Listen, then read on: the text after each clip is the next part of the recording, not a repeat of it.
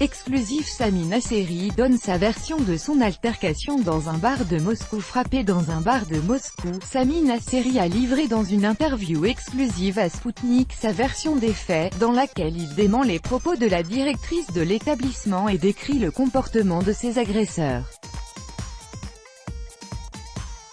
Selon l'acteur, il se porte actuellement très bien et n'a pas eu de traumatisme crânien, contrairement aux rumeurs.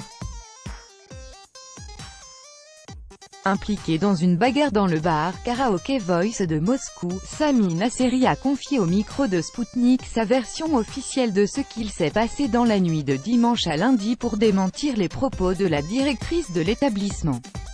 Dans une interview accordée à la chaîne russe Moskva 24, la directrice de l'établissement a déclaré que l'acteur et son groupe souhaitaient chanter plus et que lorsqu'ils ont fini de faire la fête, ils sont sortis du bar et ont eu une altercation avec quelques individus qu'elle ne connaissait pas. Elle a suggéré que l'acteur ne comprenait pas la culture russe, qu'il fallait chanter à tour de rôle, ce qui aurait pu être à l'origine de la bagarre.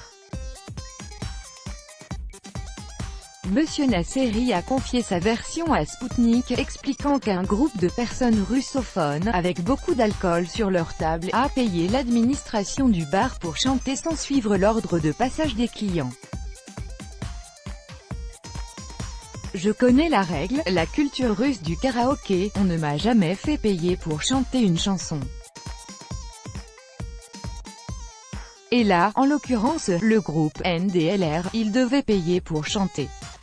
Donc ils avaient plus de droits que nous parce qu'ils ont payé, a déclaré à Sputnik l'acteur français, soulignant que même après une vingtaine de chansons ce n'était toujours pas leur tour de chanter.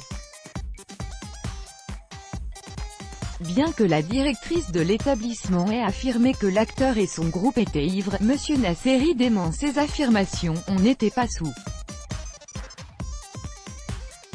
Moi je ne bois pas d'alcool, je prends des médicaments. Ensuite, l'acteur a révélé ce qu'il s'est passé à la sortie du karaoké. Les jeunes hommes avec qui on s'est disputé connaissaient le patron.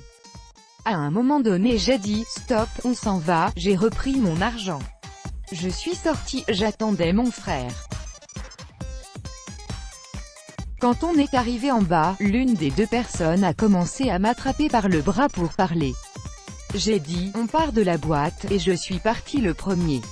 On est arrivé en bas. Les deux personnes nous ont suivis. On s'est chamaillé. L'un des deux a sauté sur mon frère. Et là la bagarre a commencé, a-t-il détaillé, ajoutant que la sécurité de la boîte est sortie et n'a pas bougé. Alors que le groupe était en train de partir pour rentrer chez lui, l'un des deux agresseurs s'est dirigé vers l'acteur et lui a mis un grand coup de poing dans la tête, a ajouté l'acteur. On a appelé le SAMU, parce que j'avais beaucoup de sang qui coulait. Tout le monde avait séparé pour justement ne pas qu'il y ait de blessures, a-t-il déclaré. Après que la police est venue sur les lieux et a interpellé l'un des agresseurs, l'acteur et son frère Larbi ont été conduits au commissariat où ce dernier a porté plainte contre les individus impliqués. Je vais porter plainte aussi. La personne qui m'a tapé lorsqu'on était au commissariat a été reconnue positive à l'alcool, a-t-il souligné.